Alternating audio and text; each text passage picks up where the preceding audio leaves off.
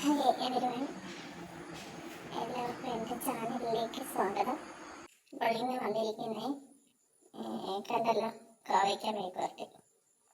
അപ്പം അത് എങ്ങനെയാണ് ഉണ്ടാക്കുന്നതെന്ന് നമുക്ക് നോക്കാം. എല്ലാവർക്കും അറിയാവുന്ന കാര്യമാണ്, പക്ഷെ ഞാൻ വീഡിയോ ചെയ്യാനായിട്ട് വീണ്ടും പറയുന്നു, അത്രയേ ഉള്ളൂ. അപ്പം നല്ല നാടൻ കോവയ്ക്ക കിട്ടിയിട്ടുണ്ട്. അപ്പം അത് നമുക്ക് കഴുകി പച്ചക്കറികൾ കടകളിൽ മേടിക്കുന്ന ഇച്ചിരി മഞ്ഞപ്പൊടി ഇട്ട വെള്ളത്തിൽ വിനാഗിരിയും ചേർത്ത് വെള്ളത്തിൽ കഴുകിയെടുക്കണം, അതിൽ വിഷാംശം പോകാനെ കൊണ്ട്. നമ്മളത് കഴുകിയെടുത്തിട്ടുണ്ട്. വട്ടത്തിലത് അരിയാം. ചില നീളത്തിലരിഞ്ഞ് മെഴുക്കുവരട്ടി വെക്കുന്നുണ്ട്, വട്ടത്തിലും അരിയാം. വട്ടത്തിലാണ് സാധാരണ വെള്ളമൊക്കെ അരിയുന്നത്. അപ്പോൾ അത് വട്ടത്തിലരിഞ്ഞ് എല്ലാം അരിഞ്ഞ് 1-2 പച്ചമുളകും കൂടി അതിൻ്റെ കൂടെ ആഡ് ചെയ്യണം. അത് കഴിഞ്ഞ് അത് ഉപ്പും മഞ്ഞപ്പൊടിയും ഈ അരിഞ്ഞ കോവയ്ക്കകത്ത് ഇട്ട് ഒന്ന് ഞെവിടണം. ഇതൊന്ന് മാഗ്നറ്റൈസ് ഒന്ന് തിരുമ്മി പിടിപ്പിക്കണം. അപ്പം അത് സ്വല്പ നേരം അങ്ങനെ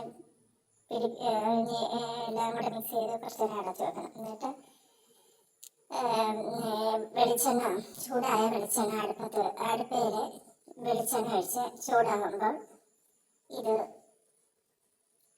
കോവയ്ക്ക ഉപ്പ് മഞ്ഞപ്പൊടിയും ചേർത്ത് വെച്ചേക്കുന്നത് അതിനകത്തിടുക.